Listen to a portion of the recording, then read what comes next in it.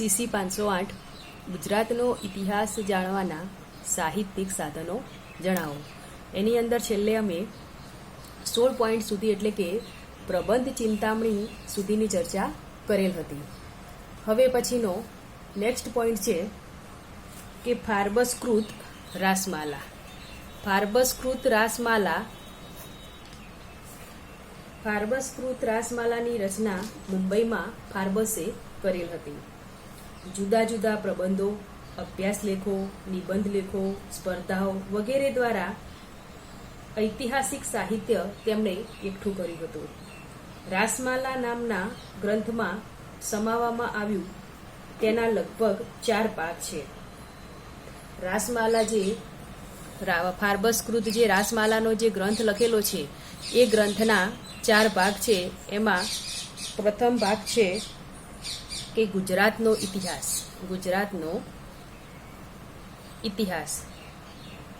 બીજો ભાગ છે ગુજરાતનો રાજકીય ઇતિહાસ અને ત્રીજો ભાગ છે ગુજરાતનો સાંસ્કૃતિક ઇતિહાસ.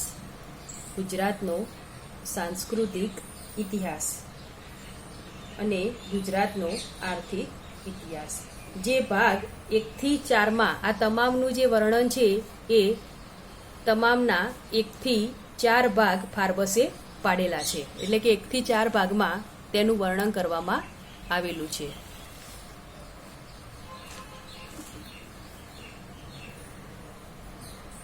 તેમાં ગુજરાતના રાજાઓ, પ્રદેશો, યુદ્ધો, રાણીઓ, વહીવટીય એકમો, રાજકીય સ્થિતિ, સાહિત્ય કલા, સ્થાપત્યો, વાવ, કુવા, જળાશયો, દેવાલયો, મંદિરો, સામાજિક રીત રિવાજો, સામાજિક દૂષણો, મૈત્રકોથી શરૂ કરી મુસ્લિમ શાસકોનો સંપૂર્ણ જે અહેવાલ છે એ આ ફાર્બસ રાસમાલામાંથી પ્રાપ્ત થાય છે. એટલે કે આ જે 1 થી 4 ભાગની અંદર ફાર્બસે જે રાસમાલાનું વર્ણન કરેલું છે આ વર્ણનની અંદર જુદા જુદા પુરાવસ્તુકીય સાહિત્યિક સાધનોનો પણ સમાવેશ થાય છે. રાણીઓ અને રાજાઓના જે પ્રદેશો છે એમનો પણ સમાવેશ થાય છે. રાજકીય સ્થિતિ, સાહિત્યિક સ્થિતિ, સામાજિક સ્થિતિ વગેરે વિશેની ચર્ચા એટલે કે સમગ્રનું વિવરણ 1 થી 4 ભાગની અંદર ફાર્બસે કરેલું છે. મૈત્રકોથી શરૂ કરી મુસ્લિમ શાસકોનો એટલે કે ગુજરાતની અંદર મૈત્રકોનું જે શાસન હતું એ મૈત્રકોના શાસનથી શરૂ કરી છેક મુસ્લિમોના શાસન સુધીનું સંપૂર્ણ વિવરણ જે છે એ આ ફાર્બસકૃત રાસમાલામાં કરેલું છે. હવે એના પછીનો પોઈન્ટ છે કલ્હણકૃત રાજતરંગિણી. કવિ કલ્હણે રાજતરંગિણી નામનો ગ્રંથ લખેલો છે. તે 8 સર્ગોની અંદર જે રાજતરંગિણીનો જે ગ્રંથ છે રાજતરંગિણી ગ્રંથ એ 8 સર્ગોની અંદર એટલે કે 8 ભાગોમાં લખાયેલો છે.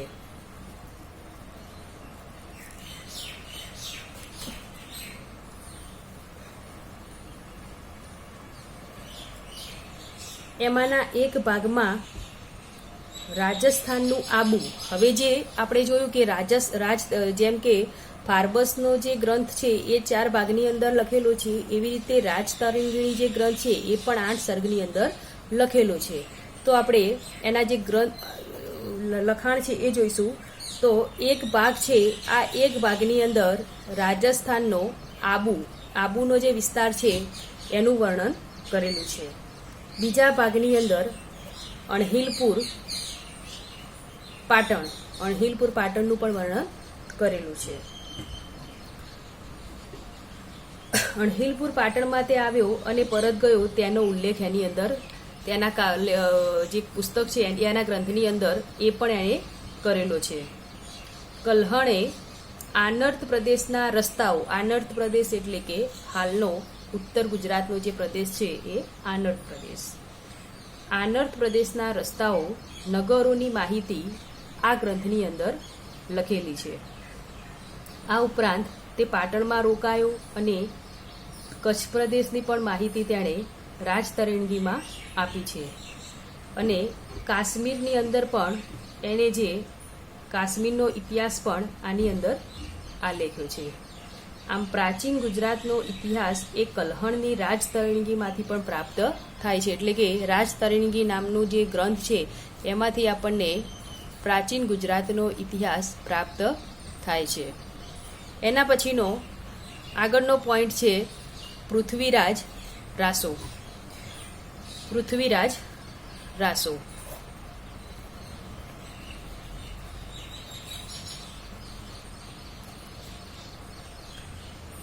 પૃથ્વીરાજ ચૌહાણે પોતાની રાજધાની અજમેરમાં રાખી હતી.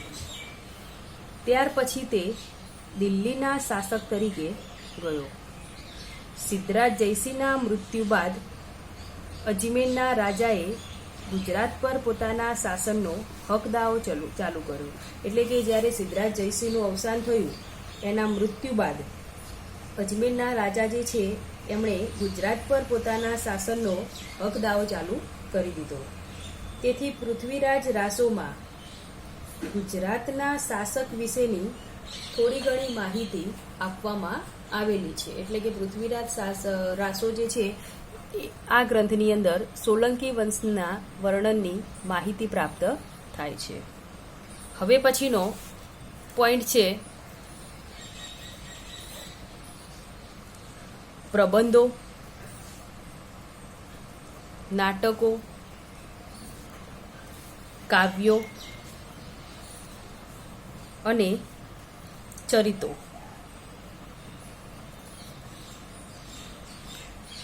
તો મૈત્રક કાળ પછી ગુજરાતમાં કાવ્યો, પ્રબંધો અને ચરિત્રો લખવામાં આવ્યા.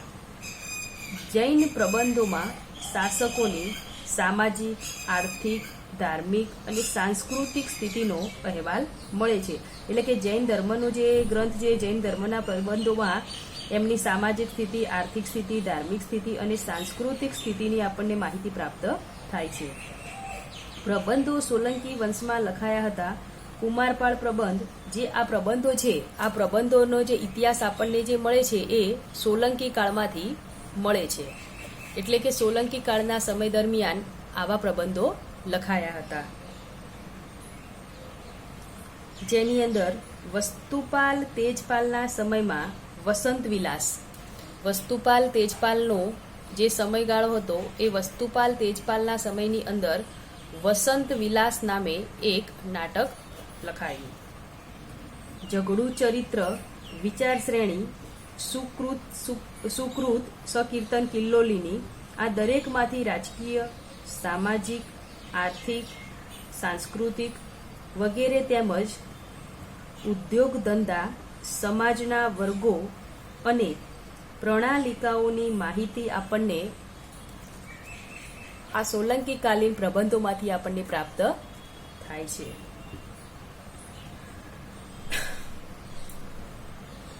હવે આવ્યું કાવ્યો અને મહાકાવ્યો.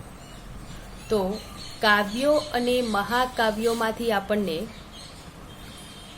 સોમેશ્વરનું સુરોત્સવ, સોમેશ્વર કવિ છે એમનું સુરોત્સવ, વસ્તુપાલનું નારાયણ નંદ, કવિ અમરચંદ્રનું બાલ ભારત, કવિ બિલનું કર્ણ સુંદરી, યશપાલનું મોહ પરાજય, હમીર મર્દમર્દનનું નાટક વગેરેમાંથી આપણને ગુજરાતની સાહિત્યિક માહિતી પ્રાપ્ત થાય છે.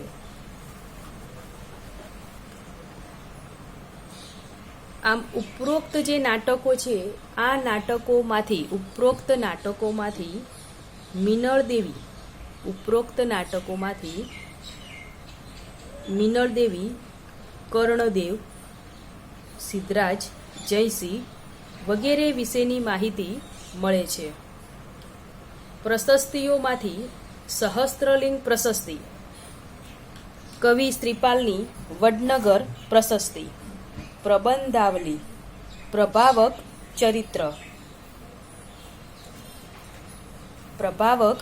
ચરિત્ર,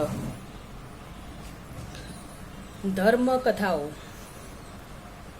રાસ ગરબા, રાસમાલા, અલંકાર અને વ્યાકરણ ગ્રંથો, છંદશાસ્ત્ર, ન્યાયશાસ્ત્ર, રાજશેખર કૃત પ્રબંધકોશ, પુરાતન પ્રબંધ વગેરેમાંથી પણ આપણને ઇતિહાસ જાણવા મળે છે. જૈન આચાર્યો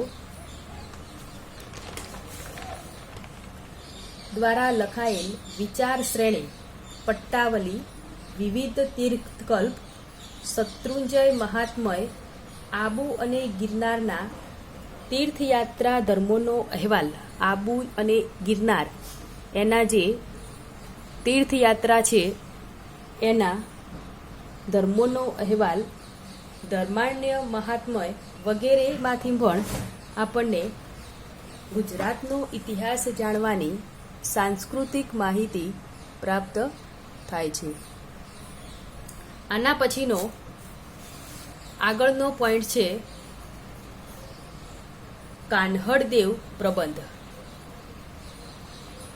કાન્હડદેવ પ્રબંધ.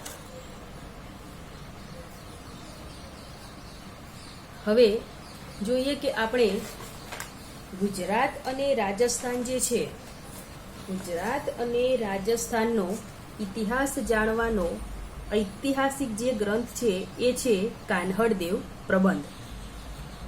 અલાઉદ્દીન ખિલજીના સૈનિકોએ એ સમયની અંદર અલાઉદ્દીન ખિલજી જે છે એના સૈનિકોએ ગુજરાત, મારવાડ અને જોધપુર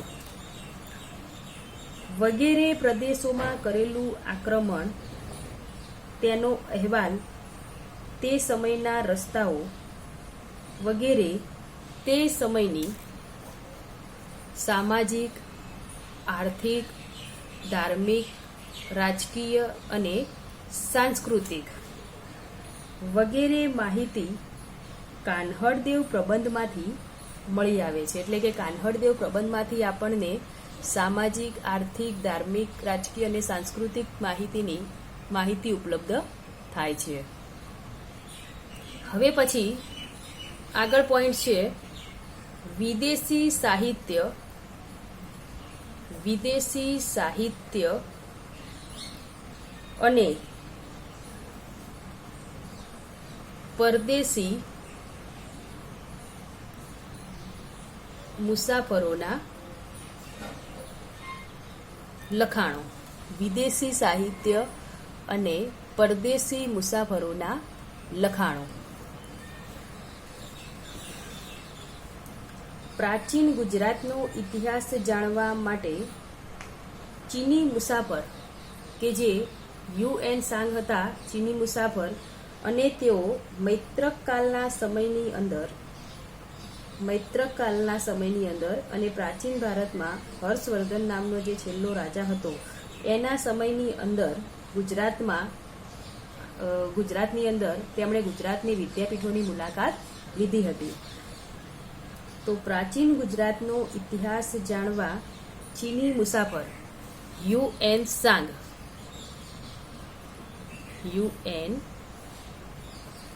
સાંગની નોંધ ગુજરાતના મૈત્રકાલીન શાસનનું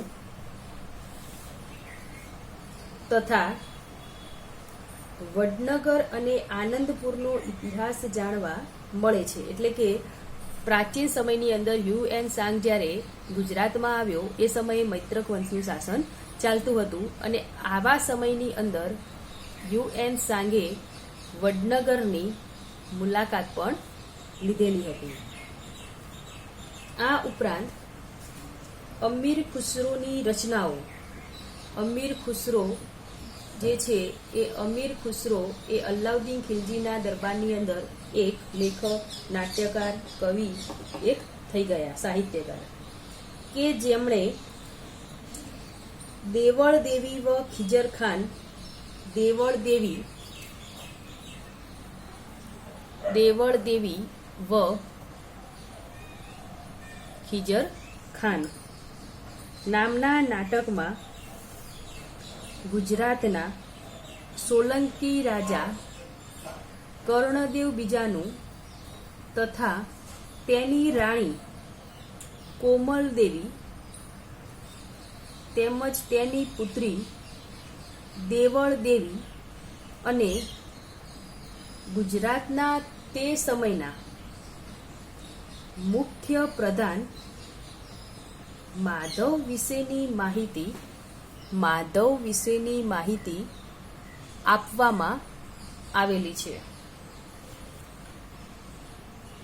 મુસ્લિમ સાહિત્યકારો અને વિદ્વાનો તેમજ મુસાફરોના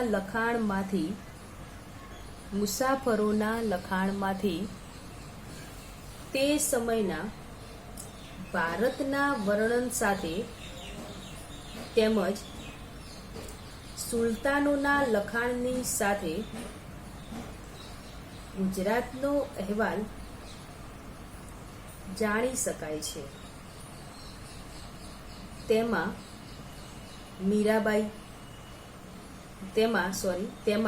મીરાતે અહેમદી, મીરાતે સિકંદરી વગેરેની માહિતીમાં ગુજરાતના લોકોનો ઇતિહાસ, સાહિત્ય અને સંસ્કૃતિનો ખ્યાલ આવે છે.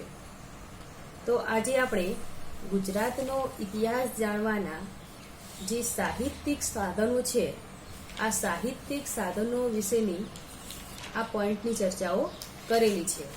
તો ગુજરાતનો ઇતિહાસ જાણવાના કયા કયા સાહિત્યિક સાધનો જે છે કે જેના દ્વારા આપણને ગુજરાતનો ઇતિહાસ જાણી શકીએ છીએ. તો એના પોઈન્ટો છે પ્રાચીન સાહિત્યો, એની અંદર ધાર્મિક સાહિત્ય જે છે એમાં મહાભારત સમયનું સાહિત્ય, વૈદિક સાહિત્ય, વસુદેવ હિન્દી, કૌટિલ્યનું અર્થશાસ્ત્ર, દેવી ચંદ્રગુપ્તમ નામનું નાટક, બૌદ્ધ સાહિત્ય, જૈન સાહિત્ય, મૈત્રકાલીન સાહિત્ય, ચાવડાઓના સમયનું સાહિત્ય, સોલંકી સમયનું સાહિત્ય, હેમચંદ્રાચાર્યનું સાહિત્ય, સિદ્ધહેમ શબ્દાનુશાસન, દ્રયાશ્રય, હેમચંદ્રાચાર્યના શિષ્યોનું સાહિત્ય, વાઘેલાકાલીન સાહિત્ય, પ્રબંધ ચિંતામણી, ફાર્બસકૃત રાસમાલા, કલહણકૃત રાજતરંગિણી, પૃથ્વીરાજ રાસો, પ્રબંધો, નાટકો, કાવ્યો અને ચરિત્રો, કાન્હડદેવ પ્રબંધ, વિદેશી સાહિત્ય અને પરદેશી મુસાફરોના લખાણો. આટલા જે પોઈન્ટ છે, આટલા પોઈન્ટની ચર્ચા આપણે સાહિત્યિક સાધનોમાં કરેલી છે. હવે પ્રશ્નની અંદર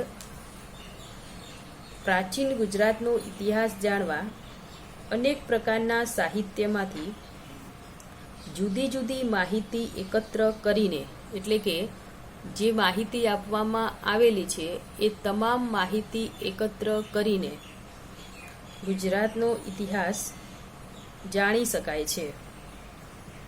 તેમ છતાં ચોક્કસ માહિતી જે કંઈ પ્રાપ્ત થઈ છે તેમાંથી રાજકીય, આર્થિક, સામાજિક અને સાંસ્કૃતિક ઇતિહાસ જાણવા મળે છે. આમ આ સાધનોમાંથી ગુજરાતનો સાહિત્યિક ઇતિહાસ આપણે મેળવી શકીએ છીએ. આ ઉપરાંત અગાઉના પોઈન્ટોની અંદર, એટલે કે CC 508 એની અંદર આપણે જે ચર્ચા કરી હતી કે ગુજરાતનો ઇતિહાસ જાણવાના અવશેષીય એટલે કે પુરાવસ્તુકીય સાધનો જણાવો, આ પ્રશ્નની ચર્ચા આપણે યુનિટ 1 નો આ પ્રશ્ન છે અને સાહિત્યિક સાધન પણ યુનિટ 1 નો જ પ્રશ્ન છે. આ જે બંને પ્રશ્નો છે એમાં પુરાવસ્તુકીય જે સાધનો છે એ પુરાવસ્તુકીય સાધનો આગળના લેક્ચરમાં એટલે કે જે પહેલાં લેક્ચર લીધું હતું એની અંદર ચલાવ્યા હતા, છતાં પણ બંને પ્રશ્ન સાથે પૂરા થયા છે. તો એકવાર ફરીથી હું પુરાવસ્તુકીય જે સાધનો છે એની ચર્ચા કરું છું કે ગુજરાતનો ઇતિહાસ જાણવાના પુરાવસ્તુકીય સાધનો કયા કયા છે. એટલે કે હાલ આપણે જે જોયા છે એ સાહિત્યિક સાધનો છે. તો ગુજરાતનો પ્રાચીન ઇતિહાસ એ અત્યંત મહત્વનો અને રસપ્રદ શ્રેષ્ઠ ઇતિહાસ ગણાય છે. આ પ્રાચીન ગુજરાતના ભારતમાં સૌથી પ્રાચીન નગરોમાંનું એક નગર પ્રદેશ છે, જેમાંથી આવા અવશેષો આપણને પ્રાપ્ત થયા છે. પુરાતત્વ ખાતા દ્વારા કેટલાક પ્રાચીન અવશેષો શોધાયા છે. તેમાં તામ્રયુગ, પથ્થરયુગ અને પ્રાચીન અવશેષો શોધાયા છે. એટલે કે આવા જે અવશેષો છે પુરાવસ્તુકીય ઇતિહાસ જાણવા માટેના એ લોથલ, દેવની મોરી, રંગપુર, રોજળી, દેસળપર, ધોળાવીરા વગેરે જગ્યાએથી આપણને પ્રાપ્ત થાય છે. તો આપણે હવે એવું જોઈએ કે ગુજરાતનો ઇતિહાસ જાણવાના અવશેષીય સાધનોમાં કયા કયા સાધનોનો સમાવેશ થાય છે. એટલે કે સાહિત્યિક સાધનો તો આપણે જોયા કે સાહિત્યિક સાધનોમાં કયા કયા સાધનો આવ્યા છે.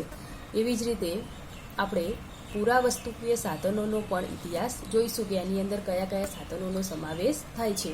પ્રશ્ન મેં અગાઉ ચલાવી લીધો છે, એટલે કે એની આપણે ડીપમાં ચર્ચા નથી કરતા, પરંતુ ખાલી હું પોઈન્ટ એના બોલું છું. તો પુરાવસ્તુકીય સાધનો જાણવા માટેના જે અવશેષો છે એમાં પ્રાગ ઐતિહાસિક યુગના અવશેષો. ગુજરાતનો ઇતિહાસ જાણવા માટે પ્રાગ ઐતિહાસિક યુગના અવશેષો. બીજો પોઈન્ટ છે પ્રાચીન પાષાણ યુગના અવશેષો. એટલે કે આદિમાનવ કાળના સમયના જે અવશેષો શોધાયા છે જેને પાષાણ યુગના અવશેષો તરીકે ઓળખવામાં આવે છે. ત્યાર પછી સિંધુ ખીણ અને હડપ્પીય સંસ્કૃતિના અવશેષો. એના પછી છે લોથલના અવશેષો.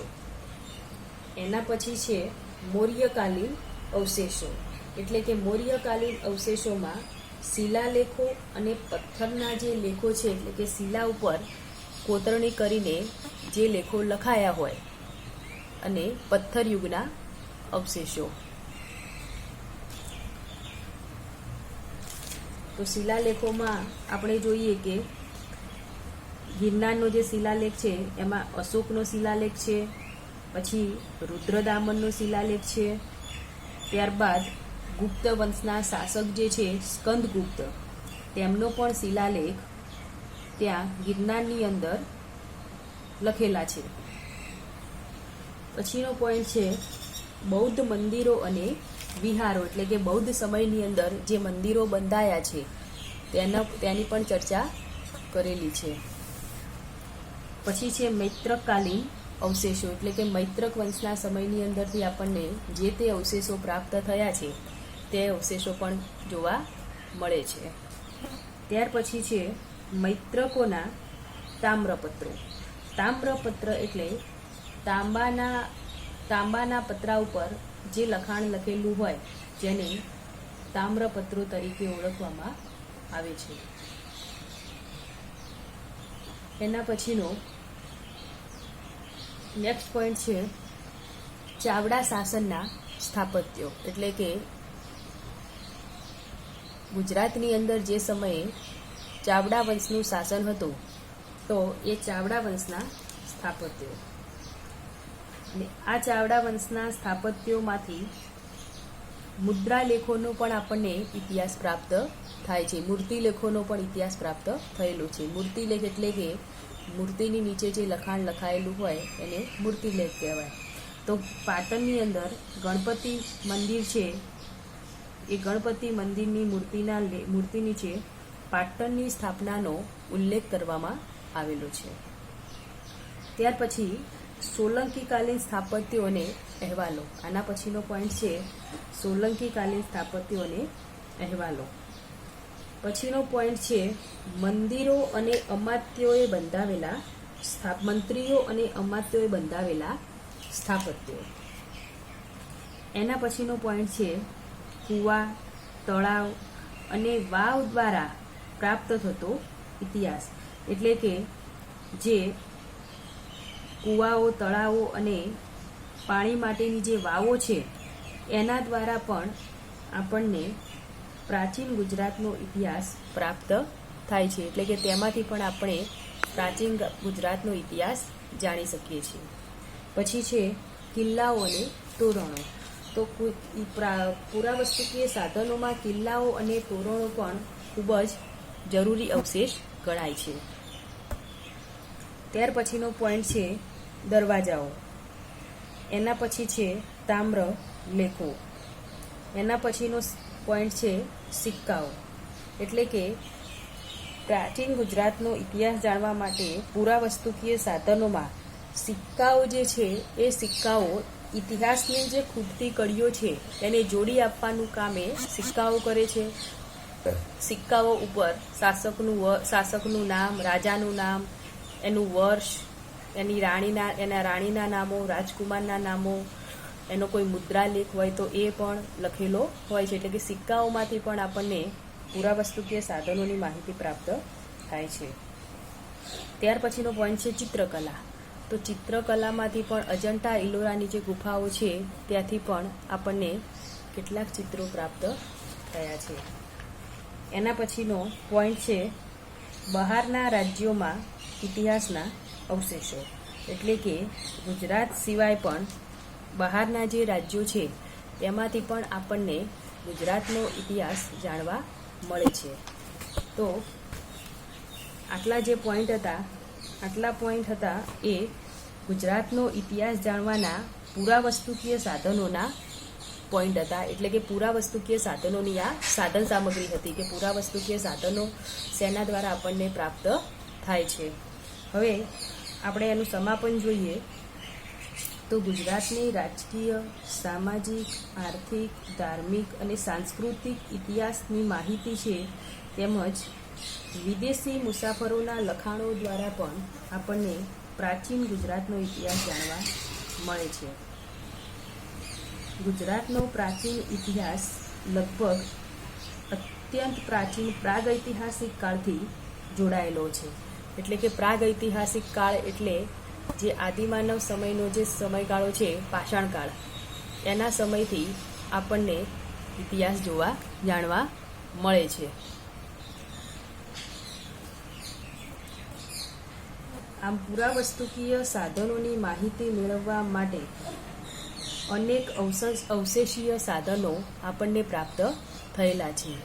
એટલે કે અવશેષીય સાધનો દ્વારા અનેક અવશેષીય સાધનોથી આપણને પુરાવસ્તુકીય સાધનોના અવશેષો પ્રાપ્ત થયા છે. તો આમ આ રીતે આપણે ગુજરાતનો ઇતિહાસ જાણવાના એટલે કે CC 508ની અંદર યુનિટની અંદર જે 2 પ્રશ્ન હતા કે પ્રાચીન ગુજરાતનો ઇતિહાસ જાણવાના અવશેષીય સાધનો અને પ્રાચીન ગુજરાતનો ઇતિહાસ જાણવાના સાહિત્યિક સાધનો, આ 2 જે પોઈન્ટ છે, આ 2 પ્રશ્ન જે છે, આ 2 પ્રશ્નનો અભ્યાસક્રમ પૂર્ણ કર્યો છે. આ ઉપરાંત CC 508ની અંદર એક બીજો પણ પ્રશ્ન છે કે મૈત્રકો કોણ હતા, મૈત્રકોનો ઇતિહાસ જણાવો. એના વિશેનો પ્રશ્ન પણ અગાઉ મેં ચલાવી દીધેલો છે. એટલે કે યુનિટ 2ની અંદર જે મૈત્રકાલીન સમયનો જે ઇતિહાસ છે એના વિશેનો પ્રશ્ન પણ અગાઉના લેક્ચરમાં ચલાવ્યો છે. એટલે કે મૈત્રક સત્તાની સ્થાપના, ઉદય અને તેનો વિકાસ, આલેખો, આ પ્રશ્નની ચર્ચા પણ યુનિટ 2ની અંદર થઈ ગયેલી છે. હવે પછી CC 508ની અંદર અગાઉનો જે પ્રશ્ન છે તેની ચર્ચા આપણે આના પછીના લેક્ચરમાં કરીશું.